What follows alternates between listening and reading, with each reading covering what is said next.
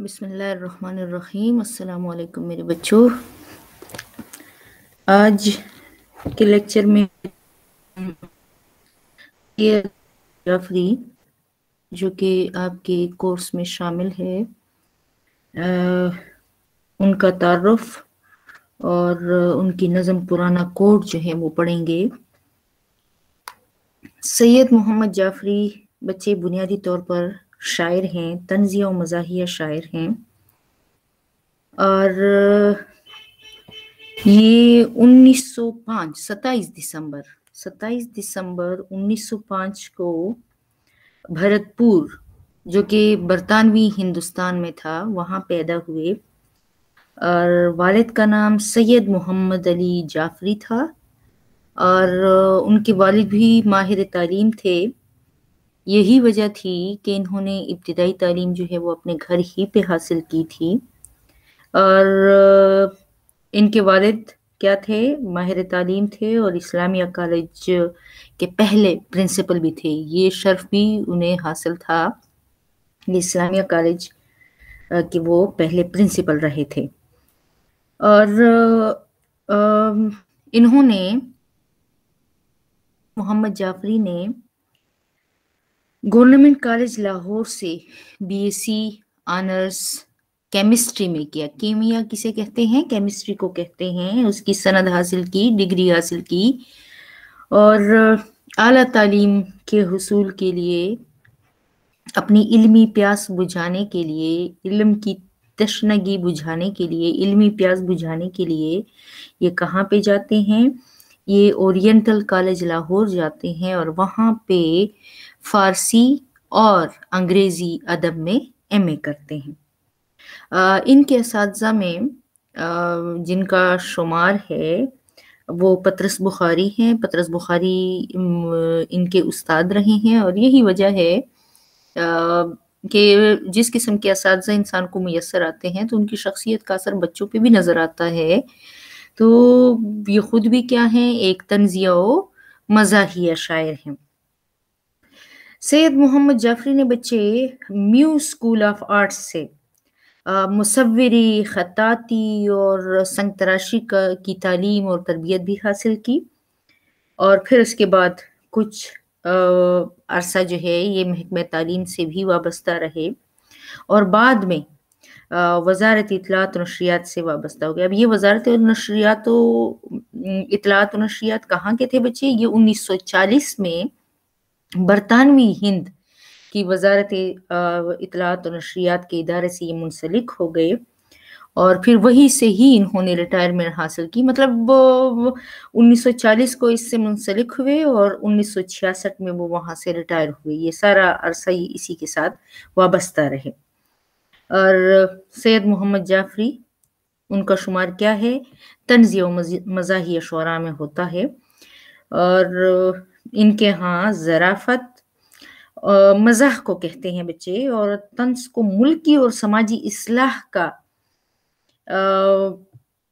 ہتھیار بنایا ہے۔ یعنی یہ طنز و مزاح کے ذریعے سے سماجی پہلوؤں کو اٹھاتے تھے، اجاگر کرتے تھے۔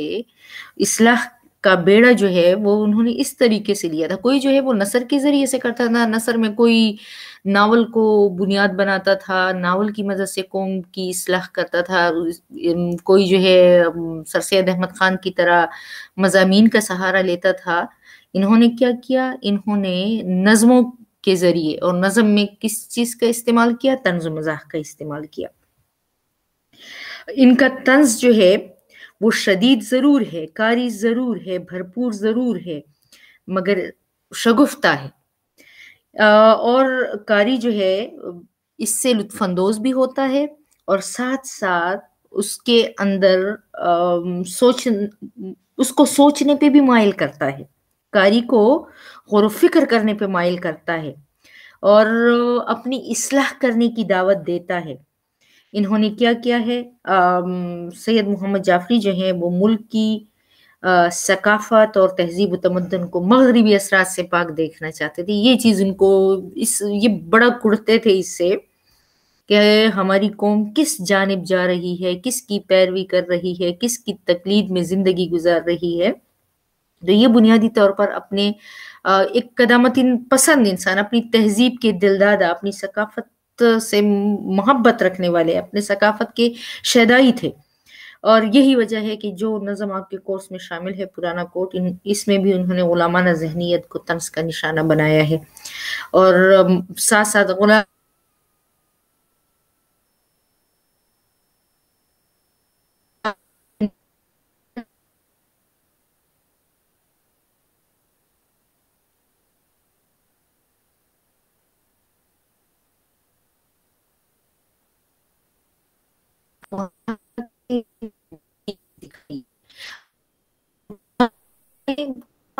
کہتے ہیں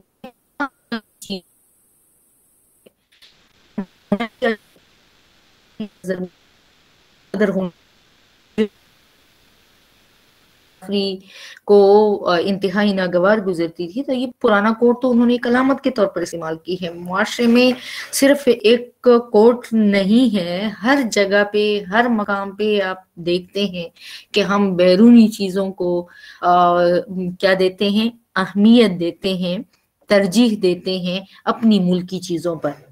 اور ساتھ ساتھ انہوں نے اس نظم میں ماضی سے عبرت حاصل کرنے کا بھی درس دیا ہے کہ انسان ہمیشہ جو ہے وہ ایک سا نہیں رہتا، حالات بدلتے ہیں، وقت گزرتا ہے.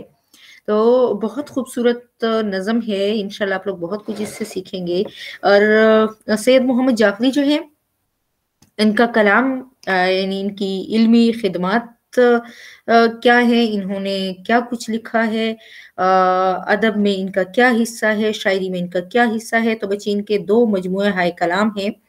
ایک ہے شوخی تحریر اور ایک ہے تیر نیم کش. اور ان دونوں کو پھر ان کی وفات کے بعد، یہ وفات کب ہوتے ہیں، 1976 میں ان کا انتقال ہوتا ہے. تو ان کے انتقال کے بعد پھر اس کو ایک کلیات میں، اور وہ کلیات سید محمد جعفری کے نام سے شائع ہوئی. تو ان دونوں کتابوں کو ایک اس میں شامل کیا گیا ہے، کلیات میں جمع کیا گیا ہے، شائع کیا گیا ہے، اور اس کو نام دیا گیا کلیات سید محمد جعفری. تو یہ تو بچے آپ کے سید محمد جعفری، جو کہ 27 دسمبر 1905 کو بھرت پور برطانوی ہندوستان میں سید محمد علی جعفری کے گھر میں پیدا ہوئے. ان کے والد کیا تھے، ایک ماہر تعلیم تھے اور اسلامیہ کالج لاہور کے پہلے پرنسپل بھی رہے. اور انہوں نے ابتدائی تعلیم اپنے گھر پہ حاصل کی، اور اس کے بعد پھر گورنمنٹ کالج لاہور چلے گئے، اور وہاں سے انہوں نے BSc آنرس کس چیز میں کیا، کیمسٹری میں کیا. اور پھر اعلیٰ تعلیم کے حصول کے لیے یہ اورینٹل کالج لاہور جاتے ہیں، اور وہاں پہ یہ کیا کرتے ہیں، یہاں پہ ایم اے فارسی اور ایم انگریزی کی سند حاصل کرتے ہیں.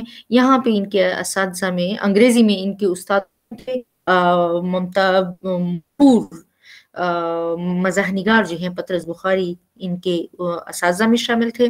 اور اس کے بعد انہوں نے میو اسکول آف آرٹس سے مصوری، خطاطی، سنگ تراشی کی تعلیم و تربیت حاصل کی. کچھ عرصہ یہ تعلیم محکمہ تعلیم سے وابستہ رہے، اور پھر اس کے بعد 1940 میں یہ برطانوی ہند کے وزارت اطلاعات و نشریات کے ادارے سے منسلک ہو گئے، اور یہی سے ہی وابستہ رہے. اور 1966 میں انہوں نے یہاں سے ریٹائر ہوئے. اور ان کا کلام کیسا ہے، ان کا کلام طنزیہ و مزاحیہ ہے، اور یہ انہوں نے معاشرے کی اصلاح کے لیے اپنی شاعری جو ہے وہ انہوں نے کس چیز کے لیے استعمال کی ہے، معاشرے کی اصلاح کے لیے اپنی شاعری کو استعمال کیا ہے. اور ان کے دو مجموعہ ہائے کلام ہیں، کون کون سے ہیں، ایک شوخی تحریر ہے، اور ایک جو ہے وہ ہے تیر نیم کش. اور آپ کی وفات کے بعد جو ہے پھر ان دونوں کو کیا کیا گیا، ایک ہی کلیات میں شائع کیا گیا، اور اس کو نام دیا کلیات سید محمد جعفری کے نام سے یہ ان کی کلیات شائع ہوئی. اور بچے یہ ان کی نظمیں جو ہیں وہ تقریباً 900 کے قریب ہیں. سید محمد جعفری کی نظمیں، انہوں نے کتنی نظمیں لکھی ہیں، تقریباً 900 کے قریب انہوں نے نظمیں لکھی ہیں. اور ان نظموں میں پہلے بھی ذکر کر چکی ہوں کہ اس میں زیادہ تر موضوعات کس چیز پہ ہیں، سیاسی اور سماجی موضوعات ہیں، اور ان کے ہاں بچے صنعت تضمین جو ہے وہ ہمیں کثرت سے نظر آتا ہے ان کی شاعری میں. ان کا بڑا خوبصورتی سے انہوں نے اپنی شاعری میں برتا ہے، استعمال کیا ہے. اور دو بڑے شعراء غالب اور اقبال کے مشہور شاعری کے مصروں پہ انہوں نے کیا کیا ہے، ان کو تضمین کے لیے استعمال کیا ہے. آپ کے کورس میں جو شامل نظم ہے پرانا کوٹ، اس میں بھی ایک شعر ہے، انشاءاللہ جب آئے گا تو آپ لوگوں کو میں بتاؤں گی کہ جی یہ صنعت تضمین ہے. تو بچے اب ہم بڑھتے ہیں آپ کی اس نظم کی طرف. صفحہ نمبر 147 بچے کھولیں، صفحہ نمبر 147 147 پرانا کوٹ. بہت خوبصورت نظم ہے. خریدا جاڑوں میں نیلام سے پرانا کوٹ. یہ خریدا نہیں ہے بچوں، خرید جاڑوں میں نیلام سے پرانا کوٹ. جو پھٹ کے چل نہ سکے یہ نہیں ہے ایسا نوٹ. بنا ہے کوٹ یہ نیلام کی دکان کے لیے، صلاح عام ہے یاران نقطہ کے لیے. بڑا بزرگ ہے یہ آزمودہ کار ہے یہ، کسی مرے ہوئے گورے کی یادگار ہے یہ. اچھا بچے، یہ نظم تو ہے لیکن نظم کی بھی پھر اپنی ایک حیت ہوتی ہے. کوئی مسدس حیت میں لکھی جاتی ہے، کوئی مخمس حیت میں لکھی جاتی ہے، کوئی سانٹ جو 14 مصروں پہ مشتمل نظم ہے اسے سانٹ کہا جاتا ہے. تو یہ بچے مثنوی کی حیت میں لکھی نظم ہے، اور مثنوی وضاحت کر چکی مثنوی صنعت اور مثنوی کوئی ہے وہ بیان کی جاتی ہے منظوم صورت میں، لیکن اس کی اپنی پھر ایک حیت ہوتی ہے، اور وہ کیا ہے کہ ہر شعر کے دونوں مصرے آپس میں ہم کافیہ ہوتے ہیں، اگلے شعر کے ساتھ کافیہ کا ملنا ضروری نہیں ہے. تو یہاں پہ آپ دیکھ لیں کہ خریدا جاڑوں میں نیلام سے پرانا کوٹ، جو پھٹ کے چل نہ سکے یہ نہیں ہے ایسا نوٹ. اب دیکھیں بچے یہاں پہ کوٹ اور نوٹ یہ ایک قافیہ ہے. پھر آپ دوسرے شعر کو دیکھیں، بنا ہے کوٹ دکان پہ، صلاح عام کرانے نقطہ کے لیے. دکان اور نقطہ. پھر اگلے شعر میں کیا ہوا، اس کا قافیہ جو ہے وہ بدل گیا. پھر تیسرے شعر آپ دیکھیں، بڑا بزرگ ہے یہ آزمودہ کار ہے یہ، کسی مرے ہوئے گورے کی یادگار ہے یہ. آزمودہ کار کیا ہے کہ ہم کافیہ ہیں، یعنی تینوں اشعار بلکہ تو کیا ہے تمام کے مصرے جو ہیں وہ الفاظ جو ہیں اور مصروں میں جو موجود قافیے ہیں وہ آپس میں ہر شعر کے آپس میں ہم قافیہ ہیں، اگلے شعر کے ساتھ ان کا قافیہ جو ہے وہ نہیں مل رہا. اب آپ آئیں ہم اس کی تشریح کرتے ہیں. خرید جاڑوں میں نیلام سے پرانا کوٹ. بچے میں پھر آپ سے کہہ رہی ہوں کہ یہ خریدا نہیں ہے، خرید ہے. میرے پاس ایک کتاب ہے اور اس کتاب میں اس کی تصحیح کی گئی ہے کہ یہ خریدا نہیں ہے، خرید ہے. کیونکہ جب آپ آخری مصرے کی طرف جاتے ہیں، آخری شعر کی، وہاں پہ آپ یہ کہتے ہیں صدیوں کی تاریخ کے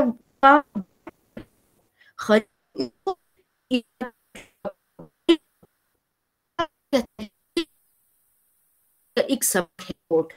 تو یہ اس نے نہیں خریدا، یہ کہتے ہیں خرید، یہ دعوت دے رہا ہے. خرید جاڑوں میں نیلام سے پرانا کوٹ.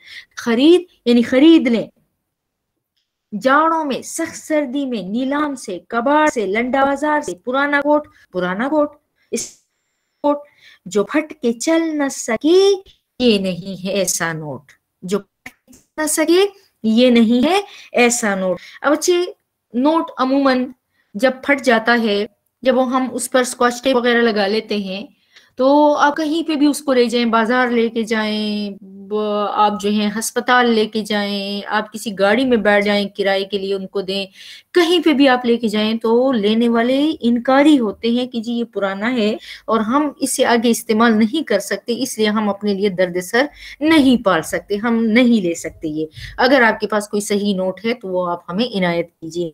तो यहाँ पे शायद क्या कहता है कि जिस कोट के लेने का मैं आपको मशवरा दे रहा हूं, भले ही पुराना जरूर है, लंडा बाजार में जरूर मौजूद है, लेकिन ये उस नोट की मानिंद नहीं है कि जो फट जाए तो क्या हो जाता है, उसकी अहमियत खत्म हो जाती है। बच्चे यहाँ पे एक पहलू कि पैसा जिसके पीछे हम दौड़ते हैं, जिसको हम हासिल करना चाहते हैं, लेकिन ये पायदार नहीं है।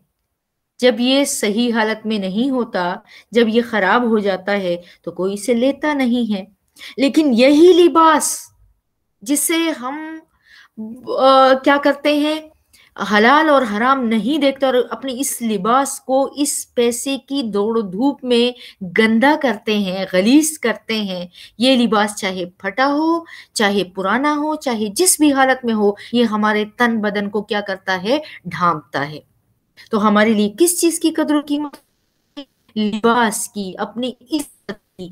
हमें दौलत के पीछे नहीं भागना चाहिए, पैसे के पीछे नहीं भागना चाहिए। तो यहाँ पे क्या है, शायद क्या कहता है, खरीद जाड़ों में नीलाम से पुराना कोट, जो फट के चल न सके ये नहीं है ऐसा नोट। आप अपनी सर्दी किस तरह गर्म कर सकते हैं?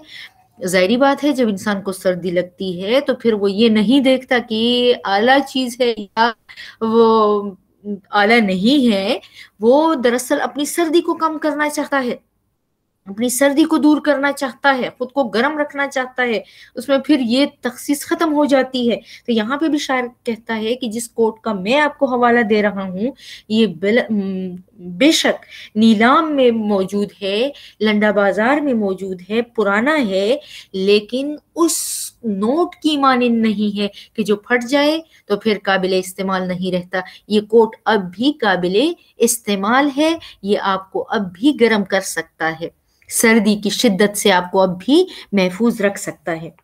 बना है कोट ये नीलाम की दुकान के लिए, सलाए आम है यानी इब्तदा के लिए। अब बच्चे यहाँ पे आप देख लें, यहाँ पे सनत तज़मीन इस्तेमाल हुई है। कौन सी सनत इस्तेमाल हुई है? सनत तज़मीन।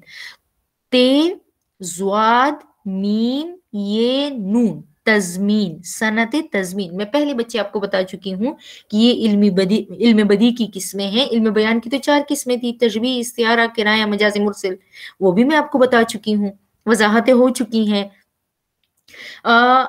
अब क्या है, सनत तज़मीन है तो ये इनकी वजाहतें भी मैं आप लोगों को बाकायदा एक लेक्चर में भेज चुकी हूँ। तो सनत तज़मीन क्या है बच्चे? सनत तज़मीन जब शायर किसी और शायर के मिसरे पे को गिरह के तौर पर इस्तेमाल करता है और अपने शेर को क्या करता है, मुकम्मल करता है।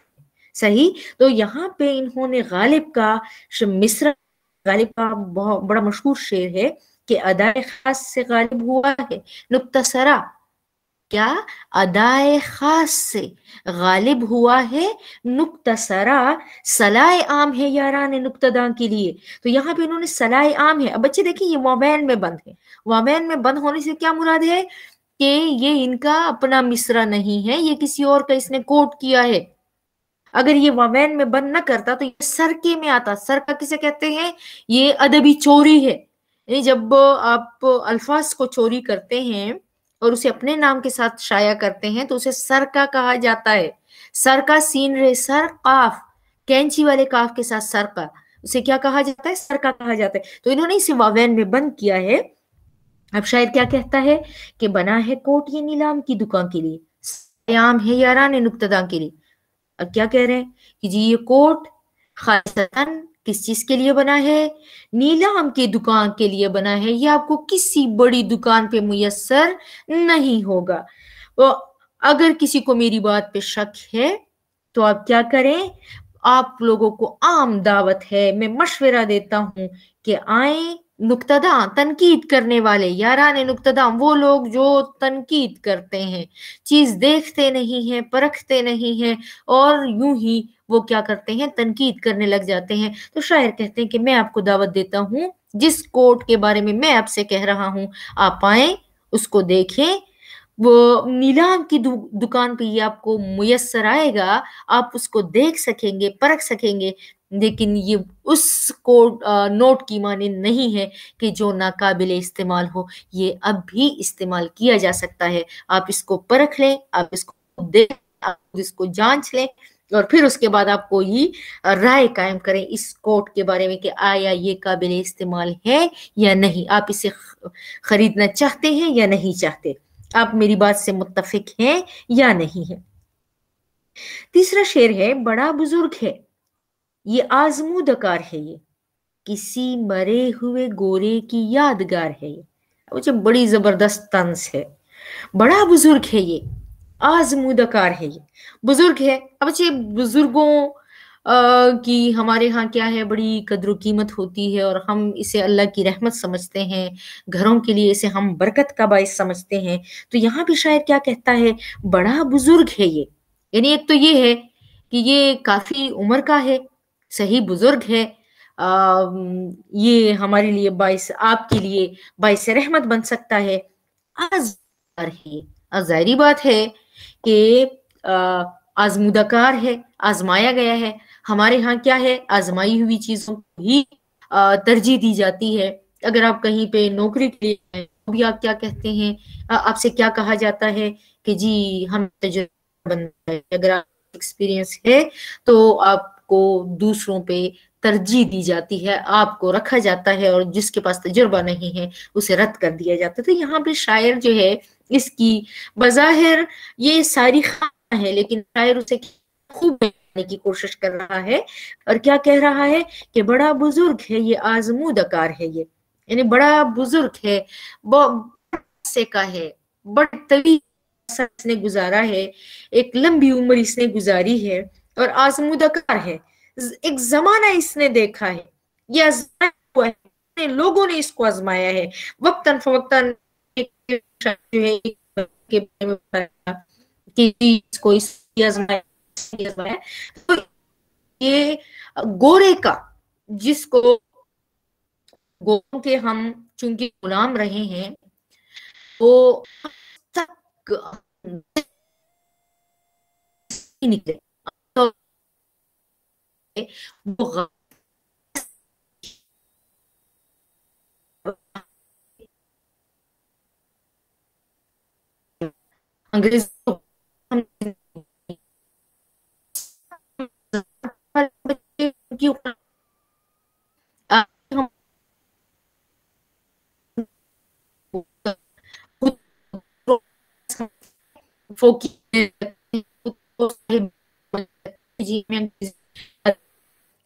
انگریز انگریزی لباس پہن کر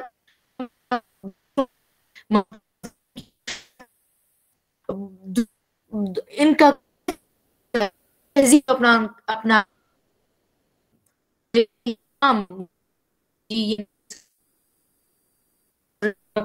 اور یہ جو اور یہ فلاں چیز ہے اور فلاں چیز ہے، تو یہ سب کدھر سے آیا ہے؟ تو ہاں پہ شاعر کہتے ہیں کہ کسی مرے ہوئے گورے کی یادگار ہے یہ، یعنی آپ کے لیے تو بڑا کیونکہ اسے کسی اور نے بھی شرف بخشا ہے، اس نے بھی اسے پہنا ہے، تو بڑا قابل اسے ضرور خریدیے، کیا کیونکہ اسے بہتر کیا ہے۔ بچے آج کے لیے اتنا کافی ہے،